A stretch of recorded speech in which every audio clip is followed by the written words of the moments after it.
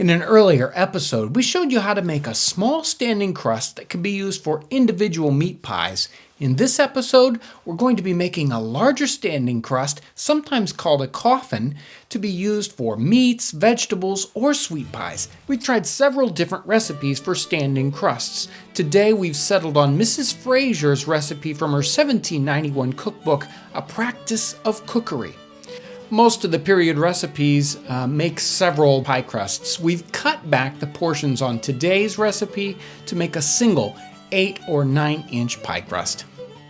We'll start with 12 ounces of water boiling in our pipkin, and to that we're going to add 6 ounces of butter. That's about a stick and a half. In a large bowl, I've got 6 cups of flour. To that I'm going to add 1 whole egg and just 1 egg yolk, saving this white for later.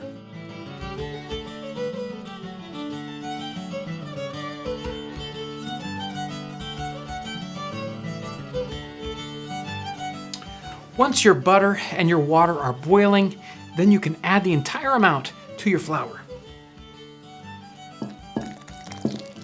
I'll stir this for a while to make sure all our ingredients are incorporated. Then I can turn this out onto our floured work surface to knead. This will have a grainy texture like Play-Doh.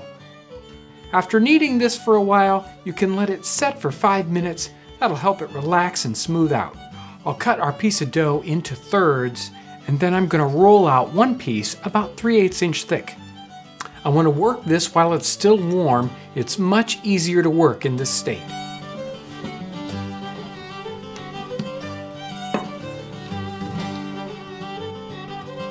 I'm using our 8-inch cake ring as a template. This will be the base for our pie.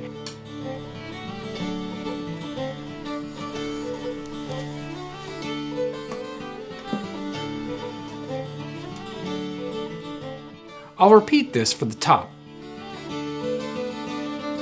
Any extra dough that we have remaining, we can work back into the lump. Next, we need to roll our wall out. It needs to be 25 to 27 inches long and about a 1/2 inch thick.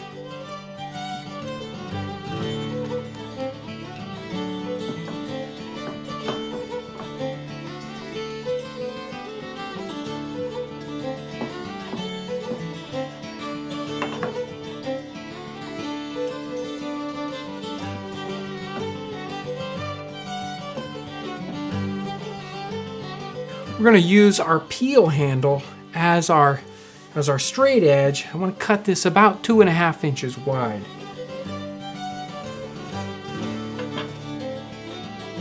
Now I have the base, the top, and the sides.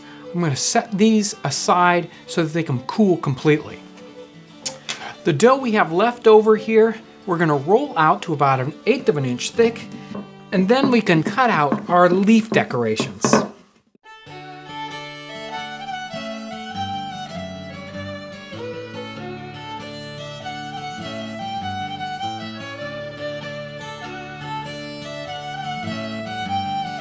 The last little bit of dough here, I'm going to cut into thin strips and then twist.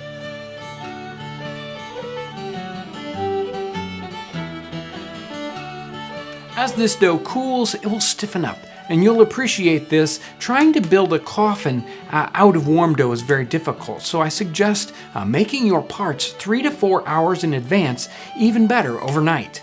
We'll start the construction with the egg white that we saved earlier on. We're going to take some of that egg white and brush it around the edge of the base.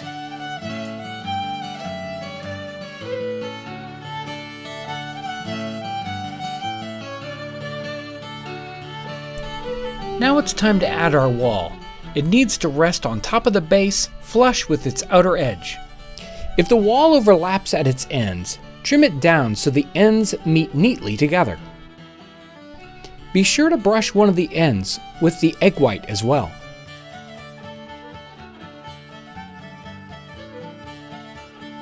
Now you'll need to make sure everything is pressed together and sealed tightly.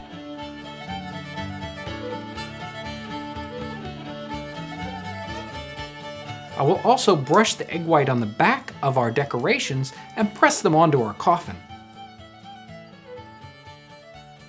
You should cover up the seam in your walls with one of the leaf decorations. While we're at it, let's put a few leaves on the lid. Now let's brush the entire outside with what's left of our egg white. We're going to partially bake our crust now. This half baking process will set the crust and make it sturdy enough so that it can withstand the steam when we put in our contents and bake them. Before we do that, we need something to support the lid. I've got this tin plate here, and that will support it perfectly. And finally, we're going to need something that might help support the walls as this bakes. So I've got some dry rice here.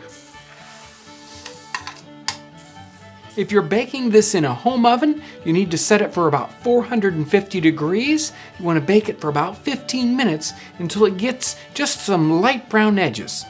You'll definitely want to make sure to bake this at that 450 degrees. Any cooler, and it's likely to sag while it's baking.